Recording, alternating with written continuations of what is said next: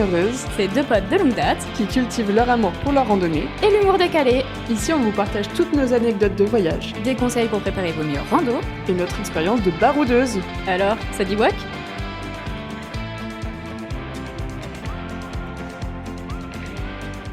Aujourd'hui, on est super contente de vous parler de notre partenaire Lyophilisé & Co. Vous le savez déjà, on est fan de leurs plats lyophilisés qui ont été testés et approuvés de nombreuses fois. Mais Lyophilisé & Co, c'est aussi Du matériel outdoor léger et fiable. beaucoup de snacks pour compléter vos repas. Ils ont plus de 500 références. Et en plus, c'est une entreprise française qui vient de Lorient, Et cocorico, hein? Et vu qu'ils sont vachement sympas, ils nous donnent gracieusement des plats à tester. dont on vous donnera des nouvelles. Et vu qu'ils régalent, ils vous proposent un petit code promo pas piqué d'hanneton. CIMER12 pour avoir moins 12% sur tout le site hors promotion. Et nous, on touche une petite commission, donc ça vous permet de soutenir le podcast. Retenez bien le code CIMER12, C-I-M-E-R et le chiffre 12. Et pour nos petits potes de Belgique et de Navarre, ils livrent dans toute l'Europe, donc profitez-en. Salut! Salut Et bienvenue sur Randonneuse!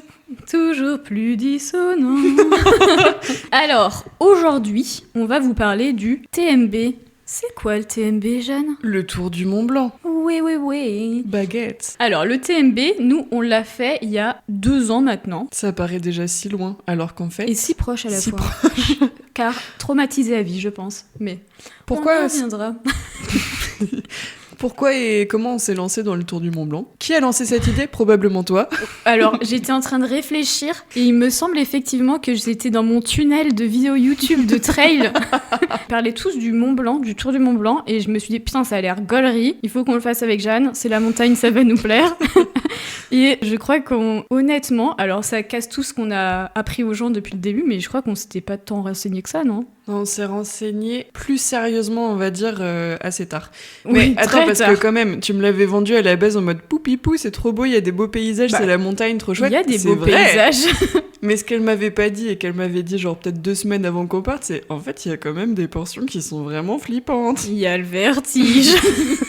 Faut peut-être un peu escalader. Après, c'était il y a 2 ans, il y a donc prescription, si je peux me Pas permettre. pour moi. Après, donc, où est-ce que c'est situé ce tour du Mont Blanc? Obviously, autour du Mont Blanc, dans les Alpes, en Savoie pour la partie française. Je vais donner quelques petits chiffres parce que j'adore les chiffres.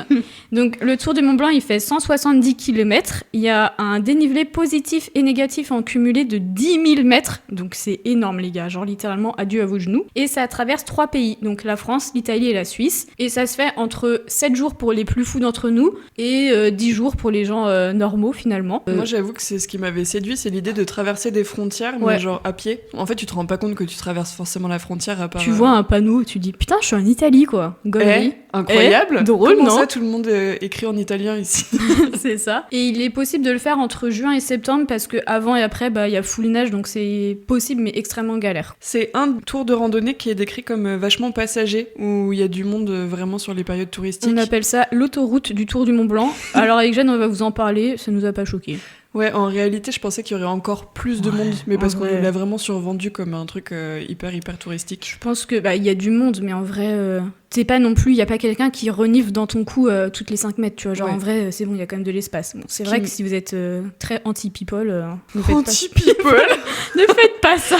Non, moi, ce qui m'avait plus marqué, c'est que du coup, t'avais vraiment des personnes de toutes les nationalités qui font le tour. Oui, tous les âges aussi, donc en vrai c'est trop cool. Et il y a plusieurs points de départ possibles, mais nous on vous expliquera après notre itinéraire et tout de où on est parti. Et aussi il y a le Tour du Mont Blanc officiel et après il y a des variantes à quelques endroits. Ouais. On en avait fait une, on s'était perdu. Voilà. Donc nous, on est parti, du coup, pour ceux qui ne connaissent pas, on habite autour de Nantes. Donc on est parti à Nantes et notre point de chute, c'était les Ouches. Donc il faut compter à peu près 9 heures en voiture. Et après, c'est possible de prendre un train. Et donc on est parti des Ouches. Enfin, il y a plusieurs points de départ possibles, mais c'était le plus simple pour nous, sachant qu'il y a un énorme parking pour garer la voiture et que c'est gratuit Voilà ce que pendant j'allais 15 dire. jours. C'est gratuit, mais c'est pas Team. garanti de retrouver ta voiture entière. Team Rat, et on vous expliquera ce qui s'est passé sur mon auto. Et par contre, le parking, pour l'info, il est pas juste à côté du départ, il faut compter un petit kilomètre de marche pour rejoindre le départ. Mais franchement, easy, quand tu vas taper 170 km, t'es clairement plus à 1 kilomètre près. Jeanne va vous parler de notre petit itinéraire qu'on avait prévu. Alors, sachant qu'on l'a imaginé en fonction de nos capacités, donc on a fait des étapes en fonction des kilomètres. Nous, on avait prévu 9 jours, ouais. Du dénivelé, et c'est un itinéraire, on va dire, dire rêvé parce qu'après on a dû l'améliorer On en vous cours de expliquera route. également nos déboires. Nous sommes donc partis des Ouches en direction des Contamines Montjoie. Là, on a profité d'un petit camping pas piqué des hannetons. Qui était pas mal du tout d'ailleurs. Le camping du Pontet. Le lendemain, on a continué notre périple en direction du refuge de la Croix, du col de la Croix du Bonhomme, avec un bivouac à côté du refuge. Le lendemain, on a encore enchaîné avec la direction du refuge Elisabetta Soldini. En Italie du coup. Le lendemain, on était censé aller à Courmayeur. Courmayeur. Mais on y a été d'ailleurs. Hein. Oui, on y a été. Et on a dormi dans un hôtel. L'hôtel Courmayeur d'ailleurs, qui Non, n'était pas pas l'hôtel dit. Courmayeur. Alors, je vous expliquerai cette histoire dans le prochain épisode. Jeanne m'en veut encore, je le vois dans ses yeux, elle n'a pas oublié. Et puis dans l'idée, on aurait dû continuer, donc je vais quand même vous donner les étapes qu'on avait prévues, mais en réalité, on s'est arrêté à Courmayeur. Et on vous expliquera pourquoi. Donc on aurait dû se déplacer au camping du Tronchet, puis à la Foulie pour dormir au camping des Glaciers. Après c'était Champex-Lac, et du coup on n'avait pas encore réservé le camping, mais pourquoi pas. C'était en Suisse, ça, du coup. Puis vers Trian, le refuge du lac Blanc, en bivouac encore, et puis on terminait avec le lac Blanc-les-Houches, où on Voilà. retournait au point de départ en fait. Jeanne vous a parlé vite fait de notre itinéraire. Moi, je vais vous parler du logement, car c'est un point important. Et ça, on s'est littéralement chié dessus. Ouais, vraiment prenez-vous-y tôt. Et quand on dit tôt, nous, on est partis en août. D'ailleurs, on n'a jamais précisé ça, mais on est partis les 15 premiers jours d'août, grosso modo. On a réservé nos logements en mai, ce qui était pour nous, genre, en avril même. Ce qui était pour nous déjà, genre, waouh, on s'y prend tellement en avance. Les gars, c'était beaucoup trop tard. Mais alors, il y avait plus de place. C'est bon pour vous? Donc, ce qu'on peut vous recommander, c'est de réserver au maximum en décembre, genre grand max janvier. Oui, parce que c'est un endroit qui est vraiment fréquenté tout de même. Oui, et il y a peu de logements, mais je vais tout vous expliquer. Alors en fait, ce qui se passe, c'est que on va décrypter par pays. Donc en France, tu peux faire du bivouac. Donc littéralement, t'en as rien à taper, tu fais bien où tu veux. Après, tu peux aller dans des refuges, mais attention, il n'y a pas toujours d'eau courante, donc ce qui veut dire que vous n'allez pas prendre de douche. Ou alors Ça tu peut- dois payer ta douche en supplément. le seum. Ou sinon, il y a certains campings municipaux, enfin ça c'est quand même vachement bon marché. En Italie, le bivouac est autorisé, mais au-dessus, je crois que c'est 2000 mètres d'altitude. Ouais. Donc en fait, ça ne concerne aucun endroit du Tour du Mont Blanc. Donc vous êtes niqué, vous êtes obligé d'aller soit en camping ou soit en refuge. Et en Suisse, bah c'est pas compliqué, le bivouac est totalement interdit. Et pour le coup, n'essayez même pas de le faire parce que là, vous allez payer, mais c'est une amende lunaire. Donc ça va être seulement du camping, quelques refuges et sinon des hôtels. Mais alors c'est turbo cher, mais vous allez péter votre crâne, donc c'est même pas la peine. Et donc effectivement, il n'y a pas beaucoup de lieux. Les refuges, ils ne sont pas bêtes, ils sont extrêmement bien placés sur le tour, mais ils sont aussi... Il y a peu de place, donc c'est logique, il faut vraiment réserver très en avance. Après, on peut faire un petit point eau et nourriture, si vous voulez. Ouais, bah l'avantage du Tour du Mont Blanc, c'est que comme il est bien connu et bien fréquenté, il y a beaucoup de points d'eau sur le trajet, donc c'est hyper facile de remplir sa gourde si vous faites les choses bien.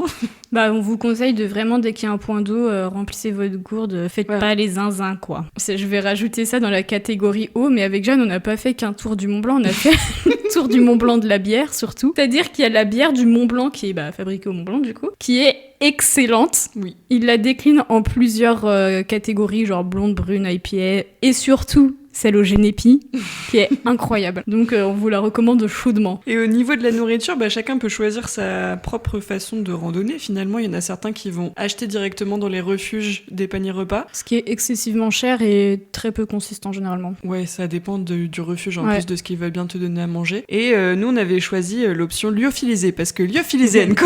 Alors en plus, hyper drôle, mais on avait vraiment acheté tous nos plats chez Lyophilisé & Co pour le Tour du Mont Blanc avant qu'on soit sponsorisé par eux. Et merci à eux. Et franchement, c'était excellent. Bah toujours, de toute façon, ça change pas. Vous connaissez notre avis sur la question. On est turbo fan. Mm. Et il y a aussi des petits fromagers sur la route. Quel bonheur. Sur le Tour du Mont Blanc plutôt. Franchement, le Beaufort quoi.